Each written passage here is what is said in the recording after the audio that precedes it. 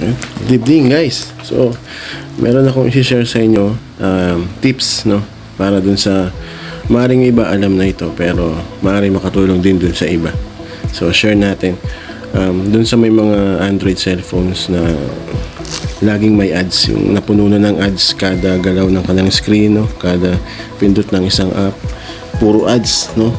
Nakaka-frustrate. Kaya meron akong isang client kanina. So, valid clients natin yun. So, anong nangyari? Sobrang nainis na siya kasi kada pindot ng kanyang screen, no? Kada ganyan slide, puro ads.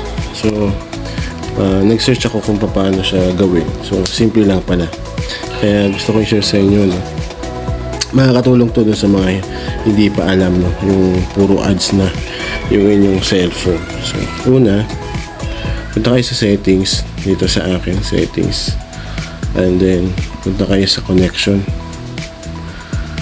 Sa connection, meron dyan more connection settings, and then dito sa private DNS, pindutin nyo ito, piliin nyo private DNS provider hostname. So, ang ilagay nyo dyan is DNS dot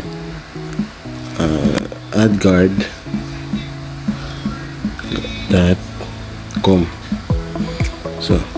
So yun, ganun lang siya, no?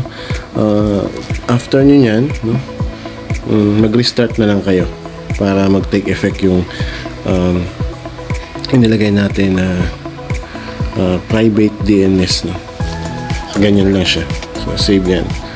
And then, back lang kayo. Dun sa mga ibang version ng Android, punta lang kayo sa settings, and then search nyo lang dyan, lagyan nyo lang dyan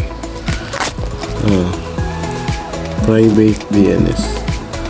Ayan, so click nyo lang yan, didiretso na kagad kayo dyan sa private DNS. Then lagyan nyo dns.adguard.com.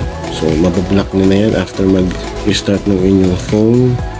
Dapat mag-take effect na yan, no, sa phone ninyo. Hindi na lalabas yung mga ads na makukulit. So, yun lang guys.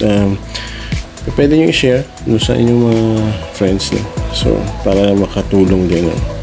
Wala namang bayad to. So, yun. Thank you guys.